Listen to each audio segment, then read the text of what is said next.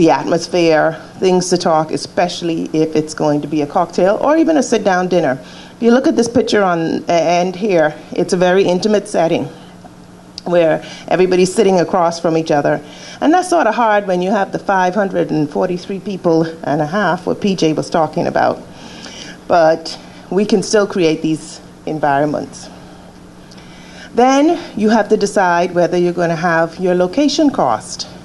If it's going to be at a hotel, and that's whether indoor, outdoor. If you have it at a hotel, you know there's an automatic weather backup if you set for outdoor.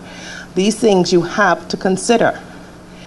We know that people like to talk about the food and the clothes, the wedding planners, the photographers, and all that good stuff. But you're on the phone and you're finalizing that final rehearsal at the church. And your pastor, he or she says, when you're coming, don't forget to bring that marriage license. And you're like, what? What is that? That's what we're here to talk about today, the marriage license. It's the official government authorization to the marriage officer to perform your wedding ceremony. We consider 3 points a bride or in a wedding that are very crucial. And I'm going to refrain from saying the most important because it depends on the individual. But we can consider 3 points or 3 areas that are very crucial in a young lady's wedding process. Here at Hollis Cosmetics, like we said, we have 2 main applications, but we did add another one in, which is our HD application.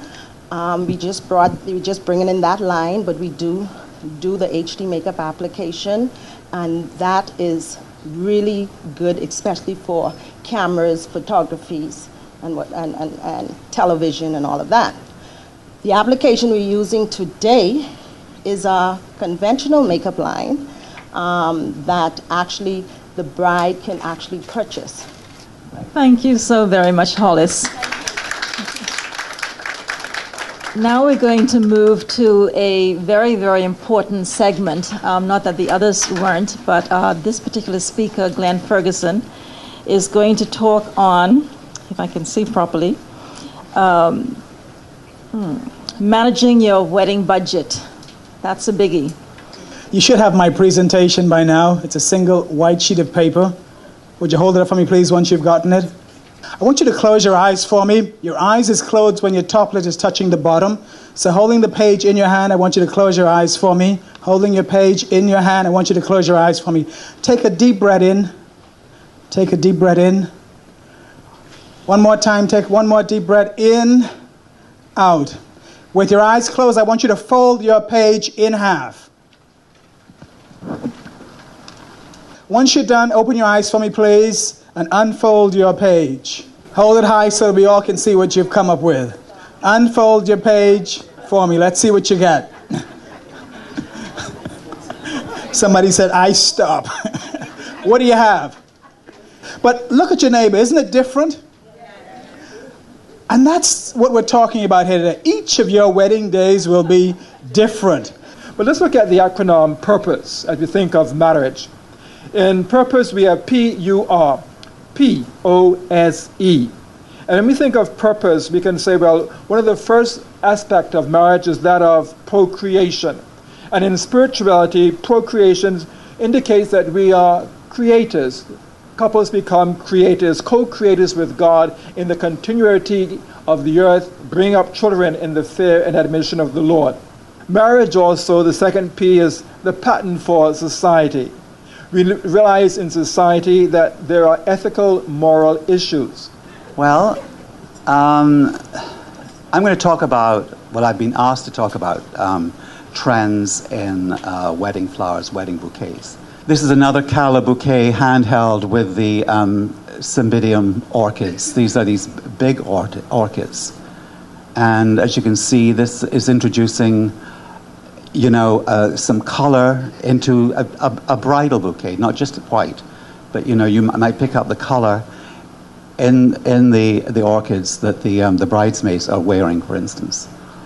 This is another more traditional, it's a posy still, with roses and lilies. And there's some hydrangea in there. I said I'll see you at the end, and we've come to the end of our segment, and I trust you all enjoyed all of the speakers. You're going away with a wealth of experience. I would be remiss if I don't thank the speakers that we had, with P.J. Douglas, who started us off with why you need a wedding planner, and then Deanne Gibson on the menu selection, and the Registrar General's Department, Ms. Knowles, for getting it legal and reminding us that we all need to have all of our legal documents in place. And then the spiritual aspect, which is so important. And then I'd like to thank Jim for the decor. So thank you all for coming, for taking the time out and spending with us this morning.